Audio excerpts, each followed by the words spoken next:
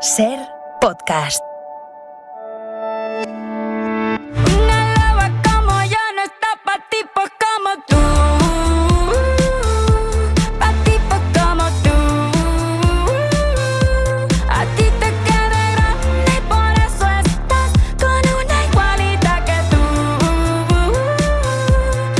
Si uno busca a Bruno Arriaga en Instagram, encuentra a muchos, pero si uno busca a Carla Niman, solamente 2 o 3.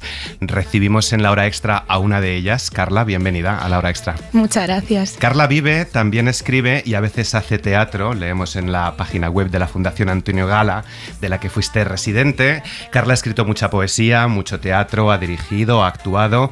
Tener la carne es su primera novela con Reservoir Books, el primer libro que leo en el que se hacen eco de este tema en la sesión 53 de Shakira y Bizarrap. Las mujeres ya no lloran, las mujeres facturan. Y es que la infidelidad y los celos son el motor de esta trama. Es algo que incluiste a última hora, porque esto es muy reciente, este debate de Shakira. Pues en realidad no se incluyó a última hora. Sí que es verdad que la pieza esta de Shakira es algo que me llevaba rondando desde hace tiempo y sí que hubo un punto de querer incluirla o no, había como unas dudas. Pero sí, los celos es un tema que a mí me interesaba mucho abordar en esta novela, en Tener la carne. Creo que estamos en un momento, sobre todo con esta cultura de la cancelación y estas frases míticas de responsabilidad afectiva y que a veces resulta algo conflictivo, ¿no? A la hora de manejarse públicamente o en sociedad, como si tuviéramos que llevar constantemente una especie de código civil en la mano para mostrar lo buenos y hermosos que somos, cuando hay mucho también de autosaboteo, ¿no? Cuando una experimenta los celos. Y bueno, quería hacer un poco una radiografía de qué le ocurre a este pensamiento en bruto, qué le ocurre a este personaje. Solo matándole conseguiré olvidarle. Nos lo han vendido como un thriller almodovariano y lo es. A mí me ha evocado a mujeres al borde de un ataque de nervios, Átame, Tacones lejanos, Hasta volver y Qué hacer con un cadáver. La cubierta del libro, de hecho, podría ser el póster de una película de Pedro Almodóvar con esas letras grandes en rojo sobre un fondo rosa y en la imagen un cactus, que un cactus, para quien no lo sepa, es una planta suculenta, es decir, que acumula fluidos en sus hojas dando una sensación carnosa. Antes de entrar en todo esto, tú, que eres muy joven porque no has cumplido todavía los 30 años, ¿ha sido Almodóvar una influencia para ti?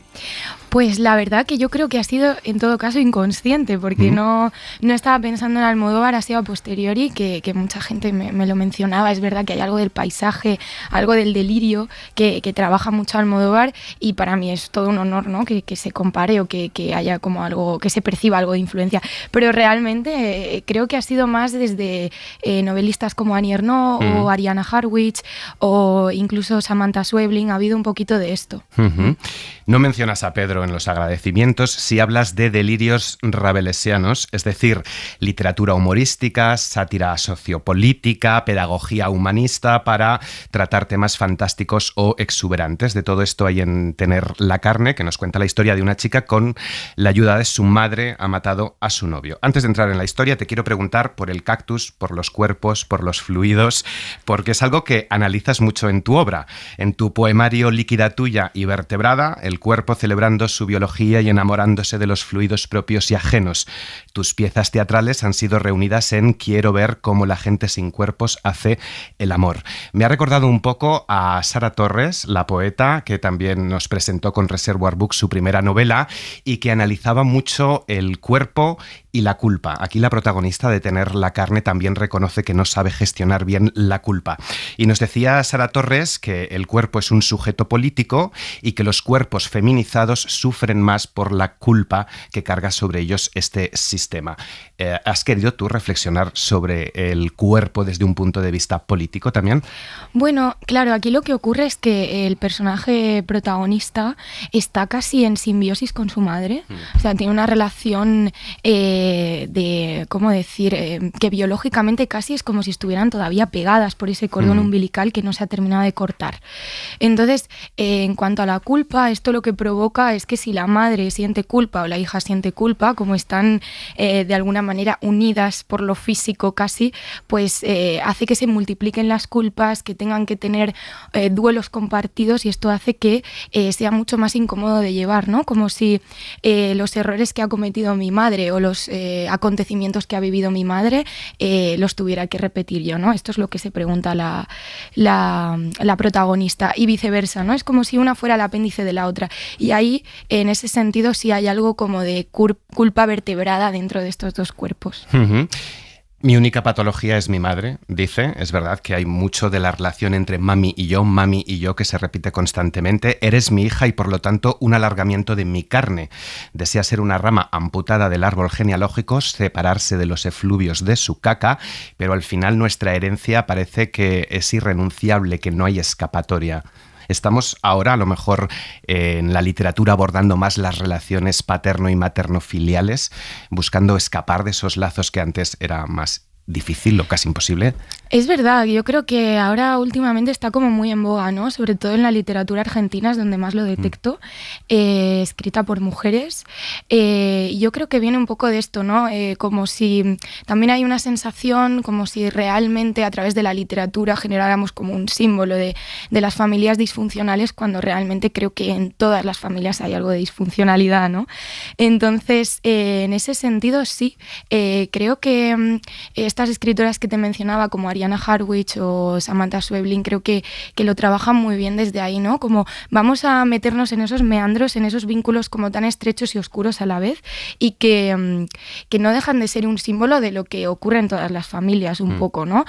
Claro que cada una tiene un poco de graduación, ¿no? Pero sí, yo creo que ocurre en todas. Uh-huh. Vamos con algunos meandros. Un cuerpo almacena muchos fluidos y órganos, su señoría. Caca, pis, sangre, semen, además de zumo de limón, además de aceite de oliva, agua. Podríamos decir casi que es una novela muy escatológica en algunos momentos, pero con mucho humor. No sé si son estos temas íntimos sobre los que sentimos a veces o bien culpa o bien vergüenza, ¿no? Hablar de algo tan natural como todos estos fluidos, y hay que naturalizarlo más, valga la redundancia, desde la literatura. Sí, es un tema que llevo trabajando ya unos años, y es por esta sensación como de medio extrañamiento, cuando realmente son fluidos o secreciones que estamos transportando a diario. Quiero decir, yo me levanto con un páncreas y una vesícula y unas secreciones, y estoy en constante relación con todo este tipo de líquidos, ¿no? De hecho, yo tengo una relación permanente con el retrete, ¿no? Como todos nosotros. Lo que ocurre es que de repente hay una sensación como de secreto misterioso que albergamos dentro de nuestro cuerpo, cuando realmente a todos nos ocurre, ¿no? Entonces es un poco esta reflexión de por qué no intimar con tu propia secreción, ¿no? Que al final forma parte de ti y está integrada dentro de tu cuerpo. Y además el deseo y el sexo femenino, que también se aborda mucho, ¿no? Un tema también que hasta ahora era algo íntimo, ¿no? Que se hablaba de puertas cerradas. Claro, sí. También hay una sensación como de tratar, de abordar el sexo, de poder tratar el deseo de una manera mucho más abierta, incluso llegando a territorios algo oscuros, porque creo que siempre nos colocamos en un lugar como tremendamente, como decir, políticamente correcto, cuando es que hay de todo. O sea, creo que es interesante como radiografiar todo este tipo de condiciones humanas. Uh-huh. Y esta radiografía en Tener la carne se hace a través de una suerte de diario. Me ha recordado también a Yo que fui un perro, una novela que nos presentaba Antonio Soler hace unos días. Era el diario de un maltratador o de un acosador, de una persona, un hombre, un joven estudiante de medicina, muy posesivo, muy celoso. Aquí también la protagonista busca a su pareja con la rabia de un perro celoso, puedo leer. Solo sabemos que lo firma una tal C de Carla, que tampoco ha cumplido los 30 años, o eso dice, una chica que va dejando mensajes en el buzón de voz de un juez. ¿Qué tiene el diario, esta forma de confesar por días o por fascículos que tiene ella, lo más íntimo? Claro, esto es lo que le permite a ella precisamente poder hablar consigo misma, porque realmente es un diálogo tramposo, porque realmente el interlocutor que tiene es un juez que nunca le contesta. Entonces, casi diría que es un monólogo cuyo interlocutor o interlocutora directa al final es ella misma, ¿no? Entonces, esto es lo que le permite justamente poder dialogar conectar consigo misma y con el monstruo que ella podría llegar a ser o que en efecto es. Y también justamente no tener que sancionarse porque es como un torrente de pensamiento en bruto que no ha terminado de salir del todo, de ejecutarse del todo. Entonces, esto justo le permite no usar estas categorías como de moralidad, inmoralidad, correcto e incorrecto, sino poder meterse, como decíamos, en esos meandros de la oscuridad del pensamiento, pero de un pensamiento en bruto, ¿no? Casi un desfiladero de pensamientos y de oscuridades. Él es infiel, ella siente celos, a veces ganas de venganza, lo persigue, lo espía. Si esta confesión la hubiera hecho un personaje masculino, un hombre, ¿adquiriría otro cariz, otro tinte la historia? ¿Sería más dura? Puede ser, a mí me interesa más desde la mujer justamente porque hay algo sancionador desde la sociedad, ¿no? Desde la manera incluso en la que percibimos a una mujer que de pronto puede ejecutar como acciones tan perversas. Entonces me interesaba sobre todo indagar ahí sin ningún tipo de categoría, como te comentaba, y ver un poco cuál es la reacción, ¿no? Si realmente con un hombre somos un poco más tajantes, con las mujeres no sé. Entonces me apetecía como investigarlo desde ahí, explorarlo. Es una escritura muy viva, muy rápida, que incorpora muy bien la escritura de las redes sociales. ¿Los celos se llevan hoy peor con las redes sociales? Yo creo que siempre se han llevado tremendamente mal, pero es verdad que yo diría que Twitter, sobre todo Twitter, creo que es una prolongación algo perversa del pensamiento. Justo este pensamiento en bruto del que te hablaba antes, creo que se acaba de alguna manera volcando en estos tweets, en estas cuentas candado, y a veces como que retroalimentan algún tipo de actitud algo tentacular, ¿no? Creo que está bien hacer esto a través, a lo mejor, de la literatura, a través de, bueno, no sé, tal vez los tweets, pero es un poco también incendiario, ¿no? Y esto sí que me parece un poco preocupante. Te quiero preguntar quién es su señoría, que es el título de uno de los capítulos. El juez es el receptor de estos mensajes. Para mí, el juez es el lector, al final, ¿no? Me llama la atención la relación que tiene C con él, una relación unidireccional, como tú cuando escribes y te diriges al lector. Me gustaría que a usted le perdiera una especie de devoción por mí, le dice ella en uno de los mensajes que le deja. No sé si te sientes juzgada por los lectores, si buscas también que sientan devoción por ti o su validación de alguna forma. Bueno, yo creo que siempre estamos buscando la validación y la aprobación externa, ¿no? Pero claro, aquí el juez creo que es el interlocutor perfecto para un personaje de este calibre, ¿no? Porque ella está todo el tiempo buscando esa aprobación externa, como decíamos antes. ¿Y por qué selecciona a un juez? Pues porque hay algo como de ley, ¿no? Es esta persona que le va a procurar la aprobación, la corrección. Él es el que sujeta la ley, ese código civil del que hablábamos antes. Pero como no le contesta, no hay un poder sancionador final. Entonces, en ese sentido, se mueve inteligentemente entre esa disyuntiva, ¿no? Mami y yo estamos en una transgresión, en un juego, en un acontecimiento, un trabajo limpio y razonado, que es el de cargarse la pareja de esta chica. Entiendo que cuando conozca la historia completa me disculpará, le dice ella al juez. ¿Tiene disculpa la protagonista? ¿Podemos llegar a entender lo que hace? ¿Podemos reconocernos todos en esas locuras o delirios que se le pasan por la cabeza? Yo creo que sí, precisamente porque ya llega un punto en el que, bueno, ella ya establece sus propias lógicas desde el inicio. Pasamos de un plano real a un plano casi de la fantasía, que es el de su mente, que funciona, como decía, con otras lógicas y otras categorías, como que están derrumbadas las categorías de moralidad o de corrección. Entonces llega un punto en el que el lector ya crea un pacto con esta protagonista y rápidamente se introduce en esa mente y claramente ve un reflejo con su propia mente. Yo creo que todos tenemos un poco de delirios en la cabeza, ¿no? Hasta llegar a confundirnos con nuestra propia madre, que eso pasa. O sea, hablabas de esos lazos que las unen, sí. Pero es que llega un momento en que ya no sabemos y ella no sabe quién está hablando, ¿no? Claro, hay una confusión muy clara, ¿no?, entre esos dos cuerpos. No sabemos muy bien dónde está el límite. Al padre se lo menciona en 2 o 3 capítulos. ¿Quién es este hombre, este extranjero al que ella dice que ya no espera? Pues yo creo que el padre representa un poco esta idea de ausencia o de duelo, pero que no deja de estar también en Bruno, ¿no? El novio. O sea, son estos dos personajes que representan un poco esos duelos que van encadenando ambas, tanto la madre como la hija. Son los duelos y las ausencias, y que al final ellas tratan de cubrir esos huecos y esos vacíos pues con esa especie de cordón umbilical simbólico que las une, ¿no? Que resulta también incómodo, porque al final yo creo que eso es un poco el duelo, es el hueco que deja la persona que ya no está. Entonces tratan de rellenar el hueco con el cuerpo de la otra. Son unas supervivientes estas dos mujeres. Del hueco al agujero del cuerpo es la parte más importante del cuerpo y todo lo demás es accesible, ese agujero en el que llevamos a todos los hombres que han pasado por nuestra vida.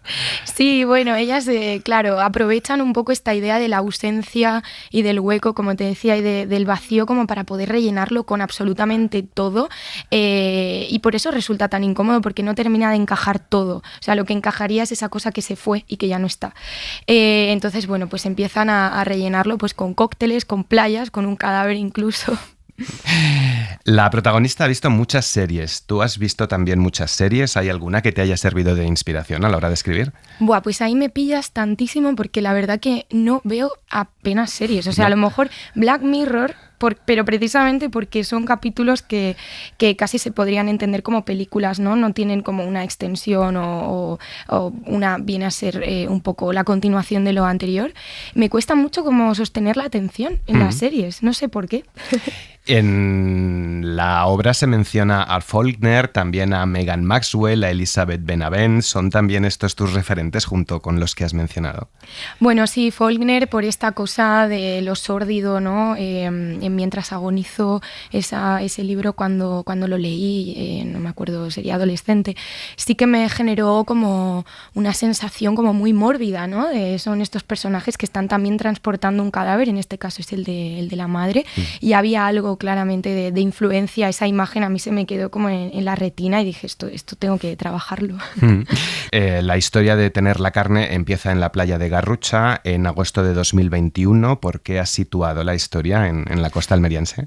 En realidad fue tremendamente aleatorio, fue porque en 2021 justo andaba yo de vacaciones por Garrucha y era cuando justo estaba escribiendo esta novela. Podía haber ocurrido en cualquier otra playa, pero coincidió con que yo estaba ahí en 2021 y además me parecía un lugar como tan de repente desamparador. No había demasiados turistas y dije, a ver, si se tiene que cometer un crimen debe de ser aquí, porque aquí no se entera nadie, vamos. Son 150 páginas, ¿eh? En 150 páginas condensas mucha acción, mucha agilidad de pensamientos que se le pasan a la protagonista por la cabeza. ¿Cuánto tiempo te ha llevado escribirlo? Y no sé si ha sido una escritura lineal o hay saltos también en el tiempo, como vemos en esos mensajes y recuerdos. Pues yo creo que el cerebro roto de esta mujer, de esta protagonista, permite que haya saltos y que no se tengan que escribir de una manera lineal, ¿no? Entonces yo creo que empecé eso más o menos en 2021, hubo parones, hubo continuaciones. Hubo una primera versión que no sabía muy bien cómo continuar, siempre ocurren estas cosas de los bloqueos, pero sobre todo porque es un monólogo, fíjate, porque al final hay algo como de intentar sostener ese delirio y cómo aumentarlo gradualmente hasta que llegue un punto en el que pueda todo esto tener sus engranajes y su lógica interna, ¿no?